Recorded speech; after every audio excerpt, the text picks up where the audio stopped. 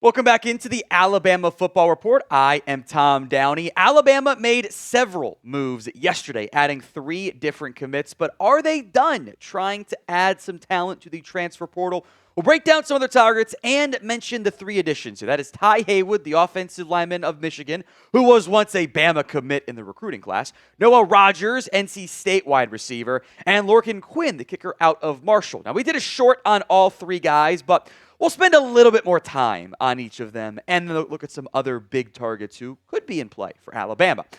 Before we get to that, like the video to welcome the 3 newest members of the Alabama Crimson Tide. Free, simple, and easy to do, so please do so on today's show. First up is Ty Haywood, who you guys all remember was committed to Alabama, but it was kind of clear for a while that he wasn't going to sign with them, was going to go to Michigan. Now has made his way back to the Crimson Tide, so I'm going to say he's back home.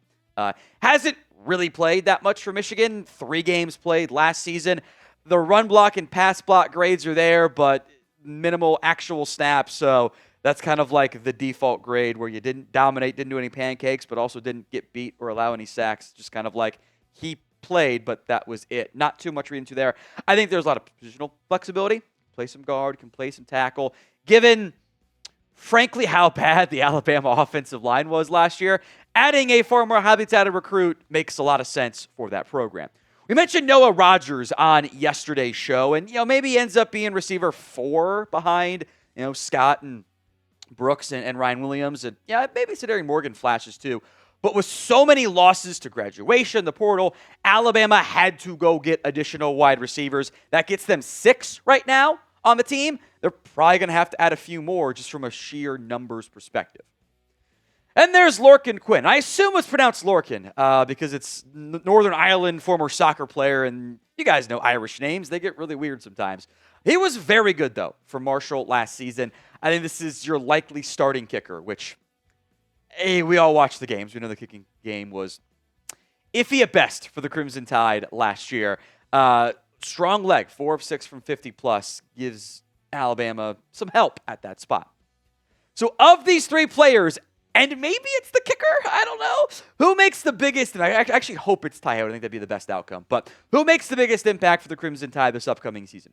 TH for Ty Haywood, NR for Noah Rogers, or LQ for Lorcan Quinn.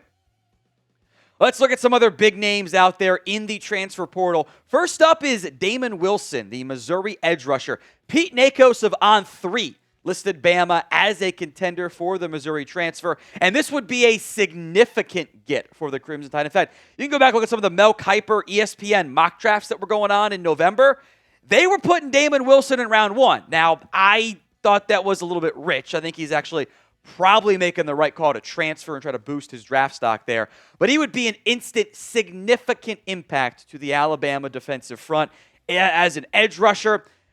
I think part of what makes me go, here is, I know there are some slight, minimal Yanze Pierre rumors. Those guys would play very similar roles, and I don't think Bama would be a likely destination for Wilson unless something bad happened draft or transfer portal-wise to Pierre, who I think actually could be an early round pick if he chose to turn pro, but different conversation for a different day. Maybe, hopefully not.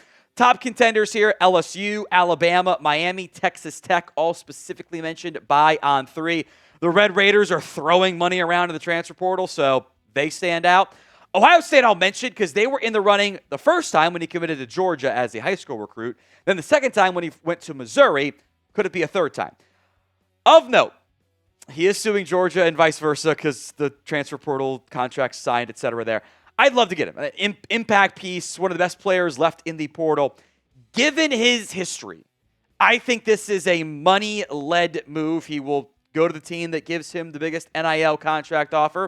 It's probably Texas Tech. Maybe LSU gets involved there. But Bama has not been the biggest spender in the transfer portal, at times to their own detriment. So I would not get my hopes up on that one unless Pierre goes pro or something, in which case we could revisit this whole conversation.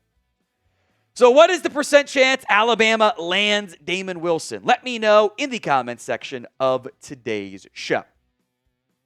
Another black and gold team here, Colorado. This time, offensive tackle Jordan Seaton, the former 5-star offensive tackle, one of the bigger gets in the Deion Sanders era for recruiting.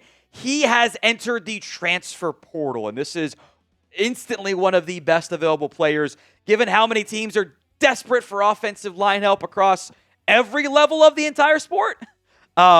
Seaton is a big one out there. He was very good in pass protection. Still has room to grow as a run blocker, which maybe is a concern, but this guy is going to be in future round 1 mock drafts, wherever he ends up going. It is very rare to see a highly touted offense lineman, this caliber of player, in the portal, which means everyone's going to want him. It's probably you have to win the bidding war, I think, here, which is why I'm going to keep my hopes low. On3 mentioning 2 early favorites, the Oregon Ducks and the Texas Longhorns.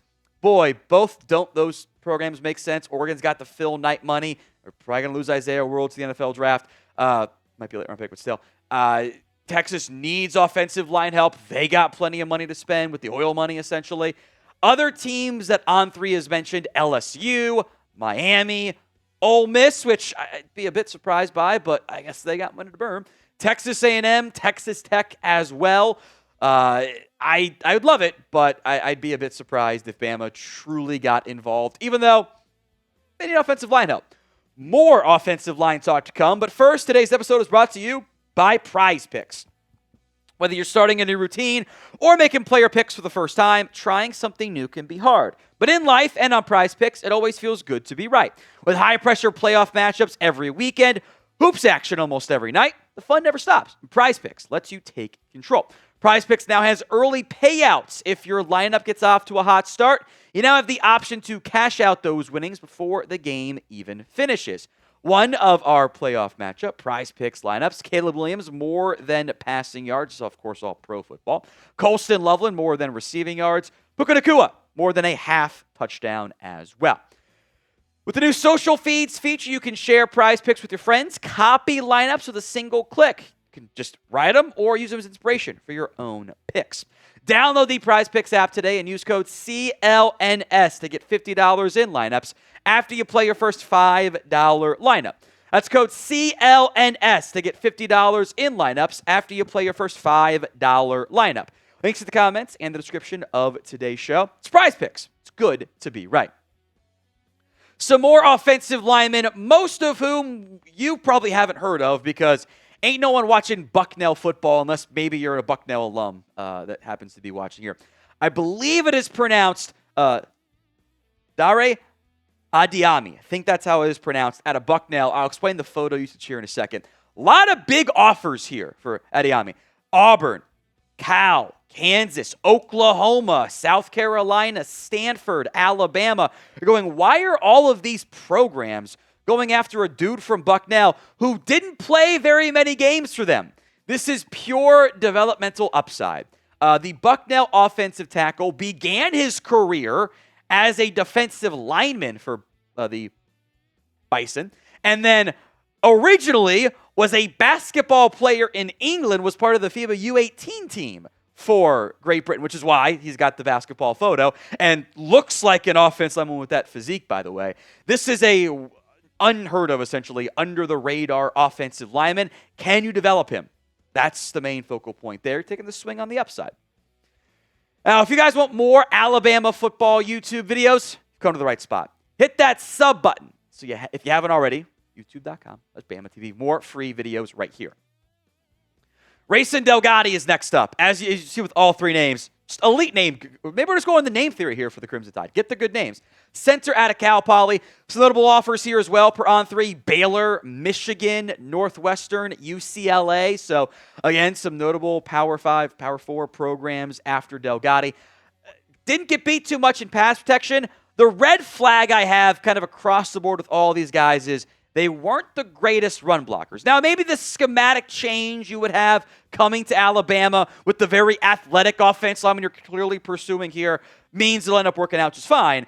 But I do get a little bit scared of, like, okay, a little behind the penalties. Wasn't a great run blocker at Cal Poly. And also, like, that was Cal Poly. Like, shouldn't you have more? Just a red flag. Just a red flag I'm pointing out. Then again, maybe these are like your 7th, 8th, 9th offensive linemen, and you're not as concerned.